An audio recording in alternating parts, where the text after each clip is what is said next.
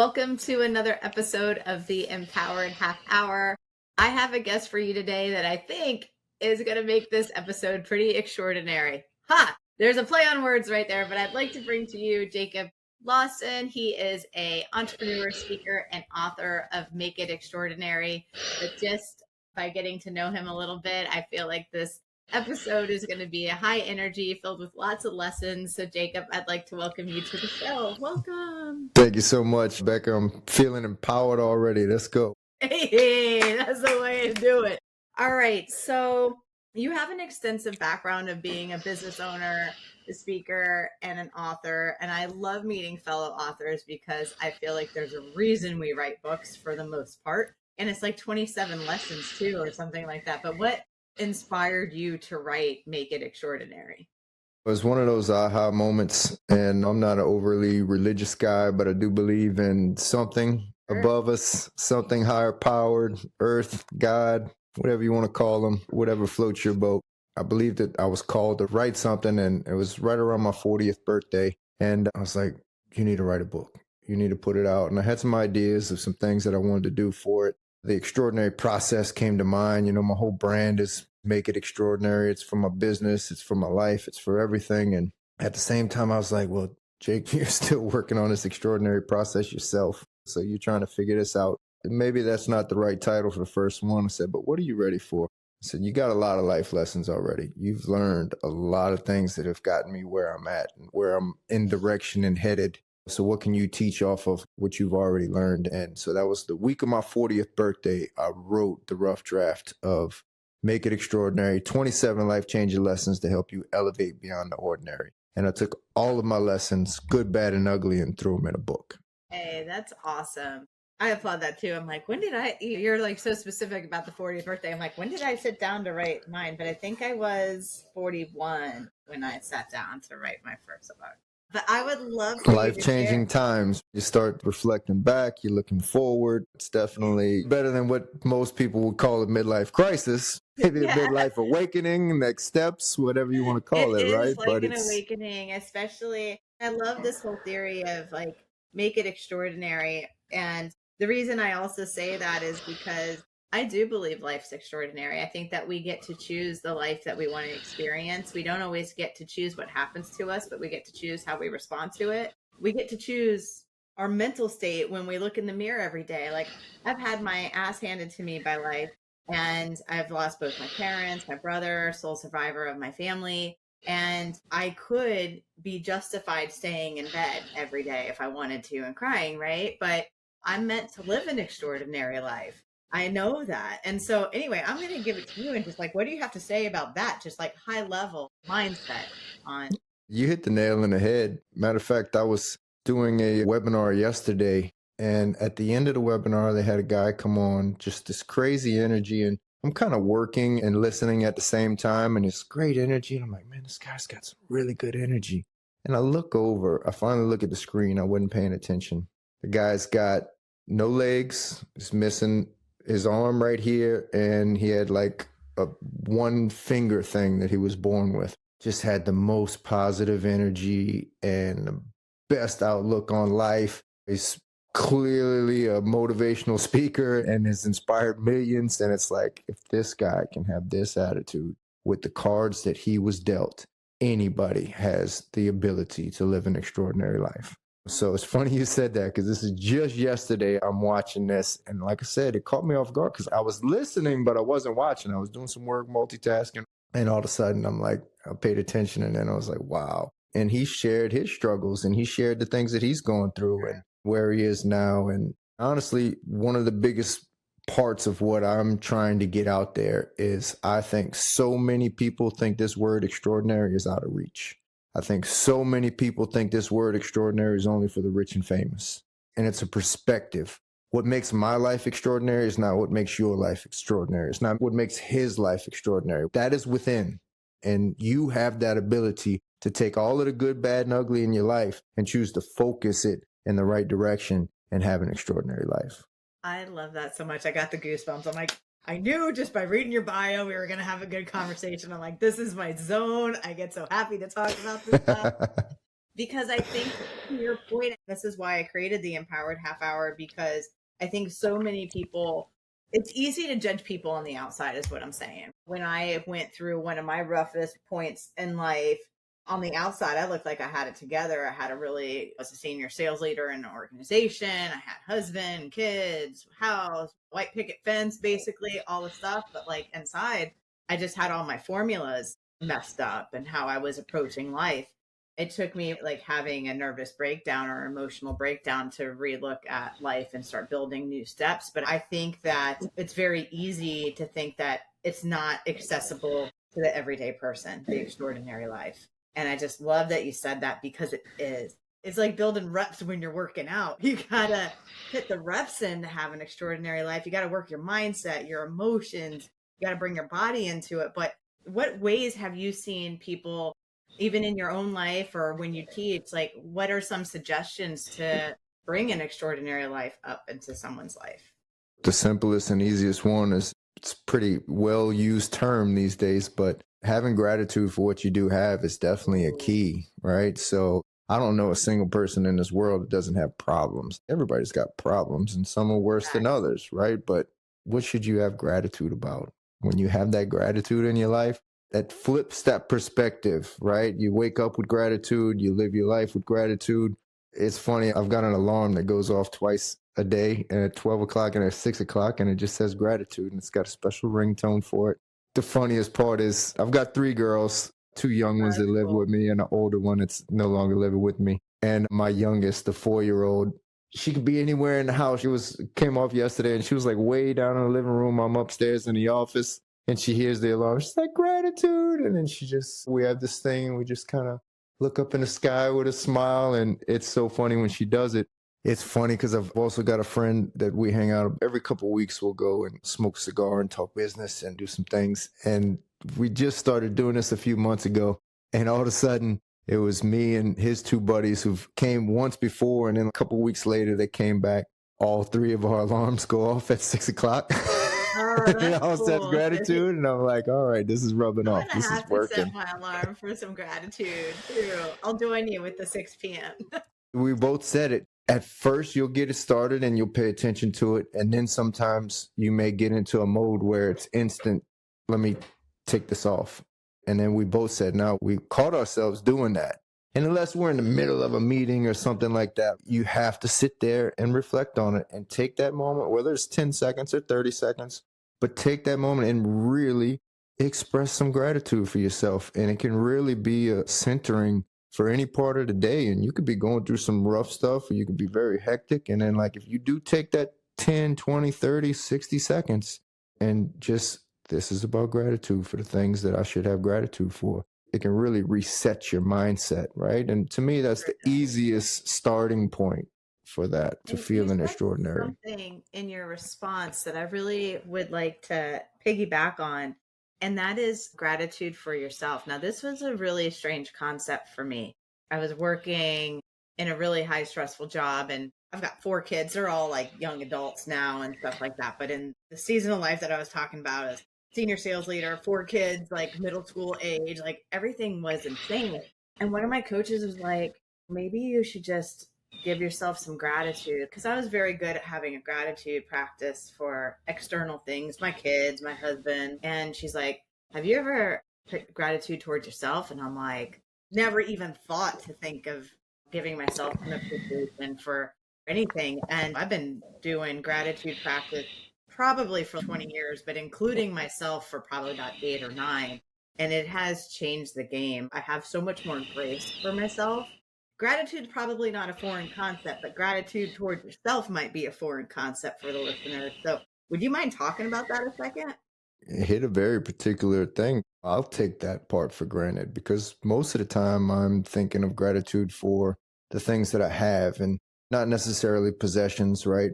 I am gracious of the possessions I have, but more often my family and friends and things of that nature.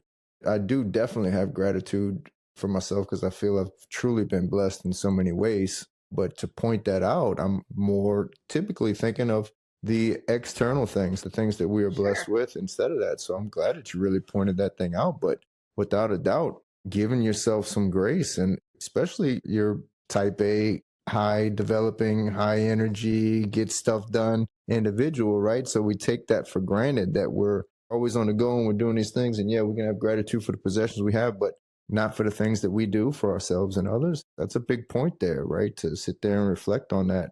Especially if we're a type A person, we're always pretty hard on ourselves. And that's why I wanted to talk about it because almost everybody who tunes into this is like high achiever, high performer, right? Going a million miles an hour. And the concept of self gratitude, when I thought about that, I was like, what?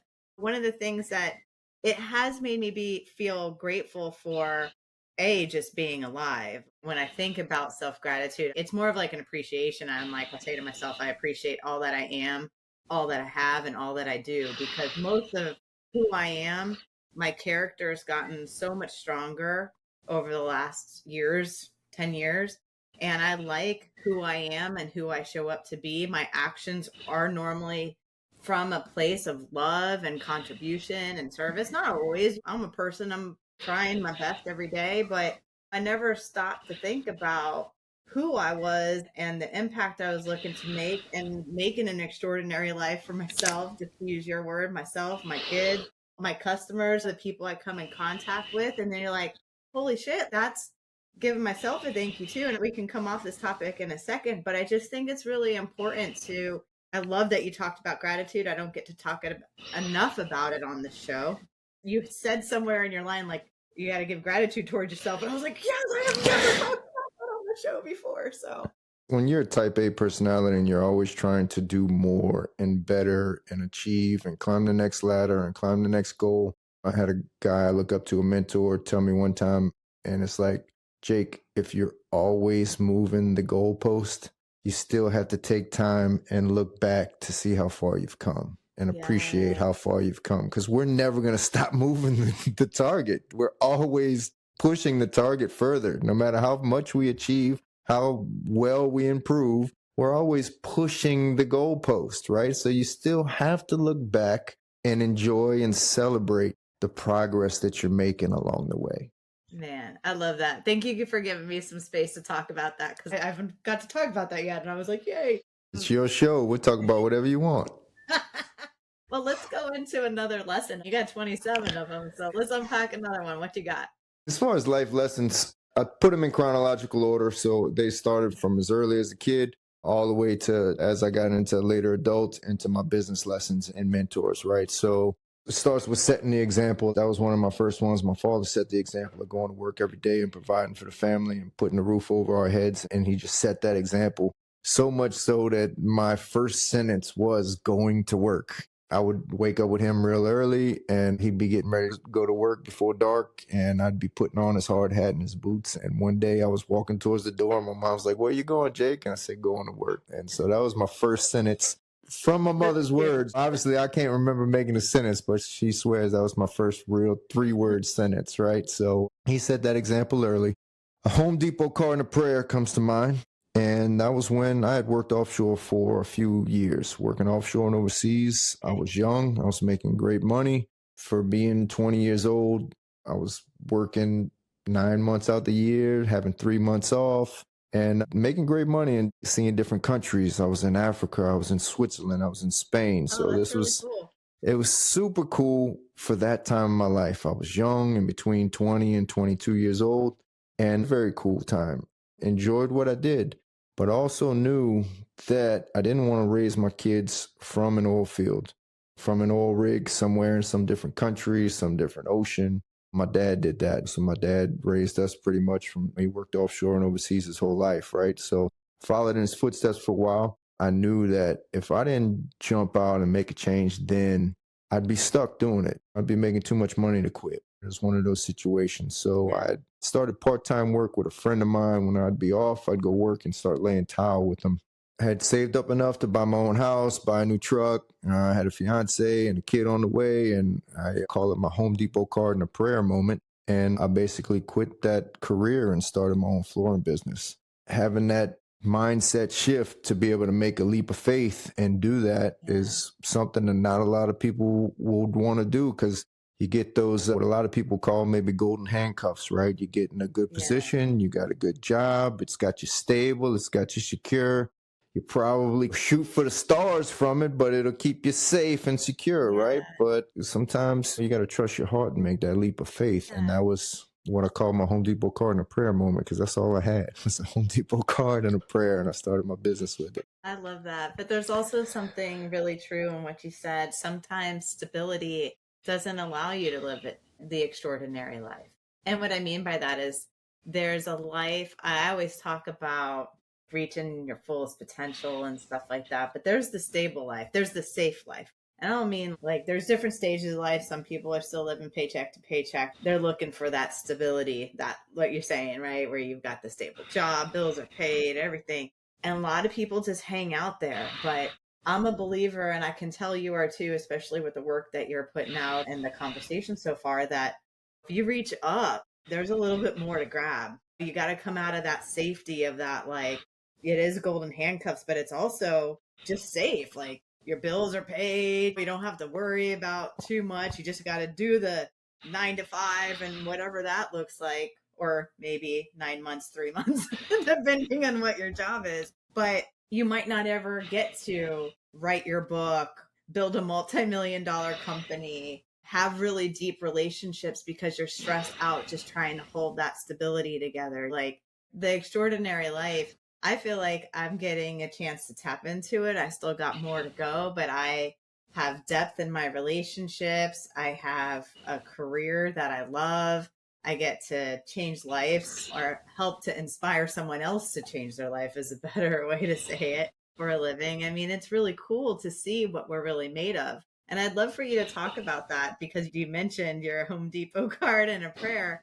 A lot of people aren't willing to go there. So, what would you say to the person that's daydreaming of their next thing? It's a comfort zone, right? Yeah, It's that's it's a good summary for what I was saying. it's a comfort zone, and everybody can get very comfortable in the mundane. Everybody can get very comfortable in the ordinary Yes, sir. life, whatever that is. There's nothing wrong with it. Do you feel extraordinary in that comfort zone? Do you feel like you're tapping your full potential in there? No, very rarely.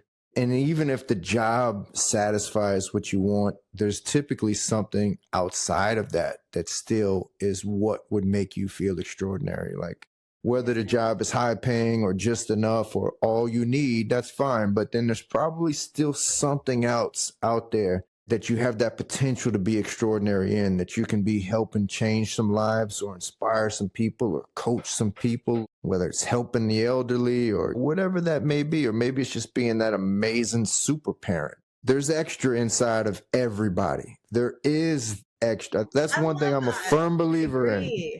There's always extra inside of everybody.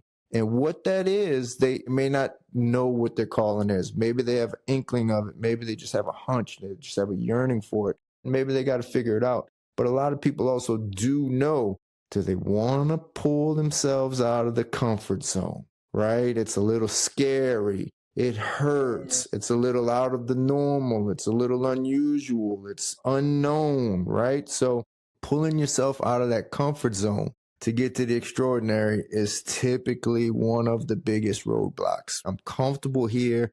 That would be nice mentality. That's typically what's going to stop a lot of people from reaching that extraordinary feeling. And I tell people this, it's like to be called extraordinary takes somebody else to give you that title. But to feel extraordinary comes from within, you Hey, know? air five to that. That's It awesome. it comes from within, and that comes from knowing your purpose, knowing what makes you feel your best, knowing that you are achieving, whether it is getting yourself in a better shape, whether it's eating right, whether it's reading a little bit more, whether it's helping a little bit more, being a better parent, being a better coworker, being a better partner. That feeling comes from within. And when you put all of the pieces together, to me, it's like health, wealth, finances, and purpose. When you put Yes. all four of those things together and you get them in your own perfect little mold, that's when you feel extraordinary. And to me, that's all that matters. Like, I don't need people to call me extraordinary. I need to feel extraordinary because when I do, I'm on top of the world. It doesn't matter if I'm in my own little bubble, I'm on top of the world. I feel extraordinary today because I've hit I know I'm doing this. And when I'm not, I don't feel like it. And Yeah, I, so I love that you're taking the focus, and this is really good for the listeners too. So just to bring you in and zero in on what you're saying is like, if you take extraordinary and you're searching for outward validation, you're never really going to get the fulfillment on the inside. When you approach it from an inside job, you get the benefits of feeling fulfillment, feeling joy, feeling your health, feeling your wealth. I mean, like being able to see your family and your team and your stuff thrive because you're thriving. Like, I don't care what people say to me on the outside. You call me whatever you want, but when I see this happening in my life, I can't stop. You see that I am thinking of my own life as I'm saying this stuff. I can't stop smiling. So I really appreciate what you said because it's important. and it's infectious. It is infectious. If you're the person that's going to always be in a negative attitude and always be complaining about what you don't have or this or that and the other, or making excuses for why somebody else has got it better or worse than you, then that's infectious. Nobody wants to be around that. But on the flip side of it, if you're the positive one who is happy with themselves and happy with the decisions that they're making in their life, and doing things that inspire and motivate the people around you, it is an infectious thing. It makes other people want to do it. So by changing your own life, you start changing the lives of people around you. And when you start knowing that you're changing the lives of people around you, that's a feeling in its own right there that just, Yeah, once best again, it feeling puts you ever. on that next level. It's not about ego. It's not about any about that. It's just about doing good things for yourself that turns into doing good things for people around you. It turns into them doing better things and making better choices. And then the cycle can continue from there. If I do it and you're inspired by it, and then you do it and you inspire somebody else by it, and they do it and they inspire somebody else by it. So much yes. Like that right there. It's such a good conversation. And I'm like so bummed that we're at the bottom of that half hour because I might even have to have you back on sometime because We can do it. I'm like, we're just hitting the iceberg on the conversation. I already got to wrap up. This sucks. I do have one more question for you. But first, if the audience wants to follow you, please share with them best ways to follow you and your website. Make It Extraordinary is the best way. Make It Extraordinary on Instagram. It's make with an underscore after that, and then It Extraordinary. That's on Instagram. That's on Facebook. That's on TikTok. That's on all of it. So Make It Awesome. Extraordinary is the best way. Follow, DM. I respond personally. I'm here. Like, extraordinary flooring is my business. That's how I make my money. But Make It Extraordinary is my passion. I am going to inspire millions over my life to find that extraordinary value inside of themselves and bring it out and share it with the world. That is my passion. That is my life legacy. That is what I'm going to be known for. Oh man, see, and now you just said legacy, and I could go on for another 30 minutes about that. You're saying all the right words. All right, but let's bring it back to the listeners. What is an empowering message that you would like to share with them before you sign off? You have something extraordinary inside of you. You have it inside of you. It's up to you to bring it out. It's up to you to share it with the world. It's up to you to find out exactly what that is, what that means to you, what make it extraordinary means to you, what feeling extraordinary means to you, what would make your life feel extraordinary. What are the things you need to do to feel that way? It's achievable. And it isn't all possessions. It's not possessions. It's an inside thing. It's knowing that you're doing the best that you can do with whatever circumstances you're dealt with. You're doing the best that you can do, and you're making a positive outlook on your life, the life of others around you, and you're having gratitude for the things that you do have instead of worrying about the things that you don't. Mic drop. Boom. Jacob, it was awesome having you on the show. It's such a pleasure to interview, and thank you for being our guest. Oh, thanks for having me, Becca. Look forward to it.